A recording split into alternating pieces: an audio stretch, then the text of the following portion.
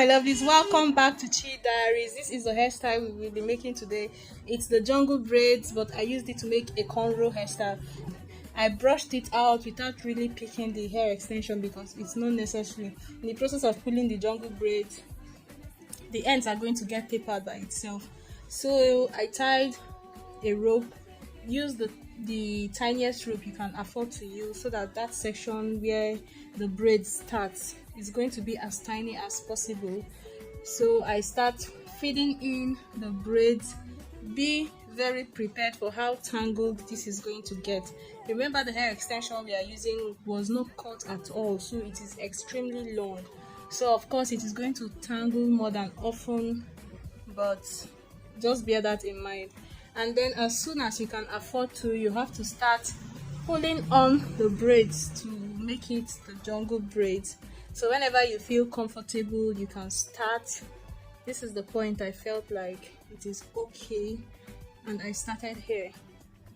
If you do not know how to make jungle braids, I have a video where I explain different options of how you can make your jungle braids. I am using one of those options here. This is the pull on one method. So you braid once, you pull, you braid once, you pull. It makes the hair to be more fluffy, more jungle-ishly, like, you know, like a jungle braid. So but if you want the flowery or the feathered part to be smaller, you can pull after braiding more than once. So you have to braid, pull, feed in the hair, pull, and just continue doing that. Be ready for how tangled this hair is going to get. At some point you will have to stop and brush out the hair. That is very okay, and that was what I had to do. But as I said, just watch in slow motion. It is actually very self-explanatory. So you just feed in the braid, pull, feed in, pull. If you pull at the wrong place, if you pull at the wrong place, the hair is going to be stuck. So just watch exactly how I pull. Where my hand is free, I pull the plate above the one my alternating hand is holding. So just see, it's so much easier to learn from watching. And then also try not to make the plating, like the braids you're making, don't make it too tight so that you will be able to pull the hair easily. If it is too tight, you will struggle with pulling the hair. Also, in the course of making the four strands, not strands, the four braids that we use, I figured out that the way you pull the hair affects how it looks.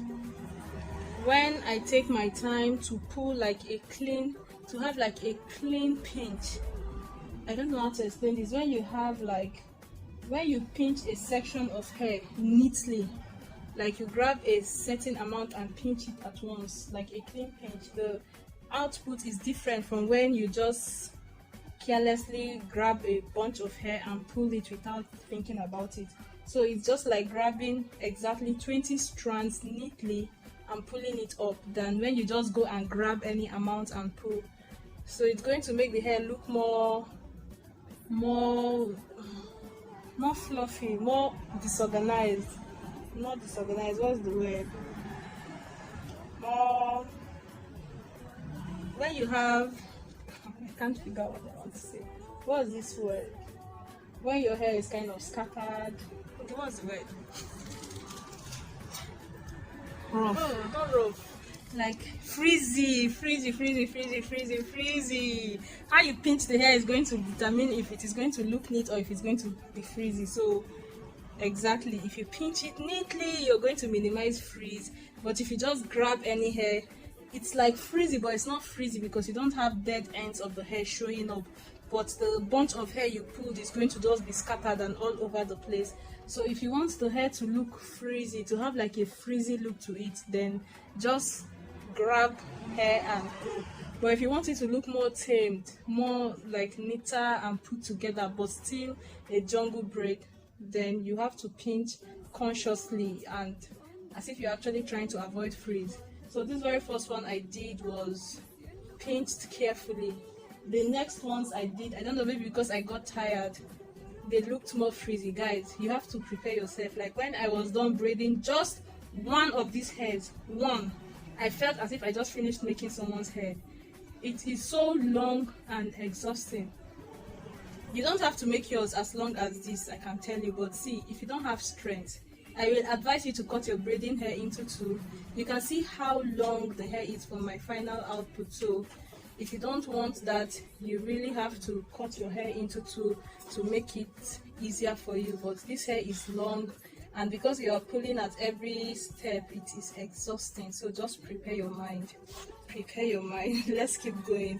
So when I get to the end of the braid, I just braided it like a regular hair. But see, I can tell you from experience of doing this, if there is a way you can coil the tip of the braid, like when you get to where it's no longer comfortable pinching the hair, or just where you want your braid to stop, use a rubber band and secure it very well, then coil. You can use flexi rod or rollers, coil the tip of the braid. It is going to look a million times better and finer. I promise you, it is finer than this. The way we braided this one to the tip, like completely, it was just like four tiny braided mouths, and I don't know. So guys, I'm going to take this process again. For people who didn't get what, like if you miss any step there, you can see it and be sure. And this is going to be a little bit faster. And you also see it looks a little bit different from the first one I did. You can see I have someone helping me to section off the hair as I added. And it was even a struggle for her because the braiding hair was not cut at all. So because you don't cut this, you really have to take your time and brush it out, because some of them comes almost a little bit tangled from the beginning. And also, if you can begin to fluff your hair a little bit earlier than I did, it's also better, because it will just start giving you the jungle look from the beginning of the braid, which is going to be so much finer. Something else I have to say about this is when we get to where I attach this hair extension to the actual braids, if you have thicker hair, like fuller hair, and you braid only your hair, like some people when they braid just their hair, it is almost as thick as this strand here. You need this strand to be able, this hair that we are making, this jungle braid, you need it to be able to cover your own hair. So if your hair is not too full, you can get away with, like when you braid your hair, I am making like 4 for the jumbo braids, like 4 to the back, just 4 braids. If you braid your hair into 4 and the plaited part is tiny, then you are blessed with this style, because it will be so effortless for you to use this one and cover your hair. But if your hair is as thick as this jungle braids, then you might have to, like, it determines how many sections you have on your head. You might have to go for like 5 or 6 or more hairs, or you have to go with bigger sections for your jungle braids. So the size of your natural hair when it's braided determines or affects your choice of this braiding hair and how long it is and how big fat it should be. So you can see the second one is a little bit more frizzy than the first one, but it didn't stop. Like when I was done with the hair, I could no longer see that difference. Everything just looked beautiful. This jungle braid is a showstopper. Like everybody must stop and just look at it. It is so nice. So guys, let's continue. So in the course of this time, I added the letter M to my 4 back.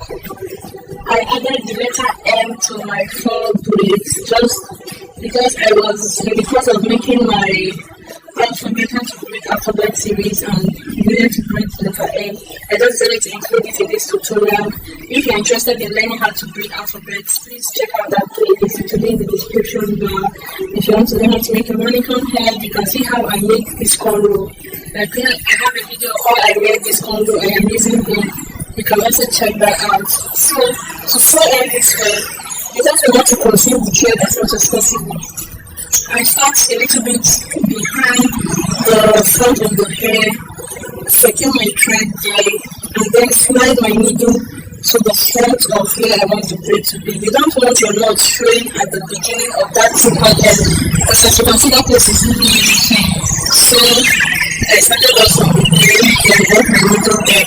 Slide your needle into that tiny hole that you tied to wherever you made your jungle weight. That's why I think it should be as small as possible so that you can just blow the tiny part of the blood when you start. The end goal of this process is to attach the jungle weight to the natural hair without the natural hair showing as much as possible. So there can be sections where we are able to achieve that. So what I believe is this. If your hair is going to show, it's so big from the arm of your people from the root bone. So if your hair is going towards that area, you can use to close the side where I want the hair to show. It is going to be the side behind me, like the front view. So the side creates a hair to covered in case the jungle braid is thinner than the natural hair. The excess natural hair should be showing on the hidden part of the head, not on the side that is full of someone looking at your head. But this braid, it doesn't matter the way you're able to attach the hair. Just make sure the trail is hidden and the jungle braid is secured on your natural hair. That is all. I didn't go into tutorial myself because I knew I was just going to put it out of myself. So again, it's better to try it. I don't know if you can see this on your hair. Hopefully, try it. But guys, the song is telling me, but I guess I am going to try it. So just make sure you don't get too much gap so that you don't have any part of your hair from the so I continue this till the end. You're going to see how I attach it to the tail part of the hair, like how I attach the tail of the one hair to the diamond braid. The way I sewed down the or this first braid is not the same way I use for the second one, it's not the same way I use for the third one. I just found that the only way I use the end goal is to cover the natural hair as much as possible, not cover the jungle braid of the hair. And I just found that you can achieve that with different methods. So just do whatever is comfortable for you. If you prefer to do the way I do it here, of course also you can take how I do the second and the third ones if you want to have the right. Also, when I was done, I stopped and looked at the whole hair. Like, if I notice the natural hair peeking through too much, I notice it, you can go back with your little hair and just correct that area as much as you can. And also, if you're trying, apply parts of so that you don't discuss the roots. If your tail happens to breathe away, you can press it down. Pull it back up, it is going to almost return to its initial state. So just pull it up a little bit and fluff it out back. You will be surprised at how back the head is going to go when it comes back. Possibly, watching the I wonder if I can make like individual grades and attract these jungle grades. No, it's going to have back, so maybe that will be nice. But this is going to have you don't need to sew this really closely, just remove it to be secure. This is how I ended the main section, so make sure that it doesn't go through from behind the braid. Remember, this is behind the braid. I am going to repeat this for the second and third. Just trying to like some parts of it, not everything. This is the second one, so I'll turn on to the whole. This is the first one. This is the first one. This finishes your thought. If you have any questions, ask in the description box. If you have any questions, ask in the description box. So we're going to the today, we're going to finish it and then we're also going to braid things like rubbers, we're going to braid things like butterflies, stars, braided things already, so just check them out. I have everything listed in my color and the playlist is linked in the description box. You can see my style.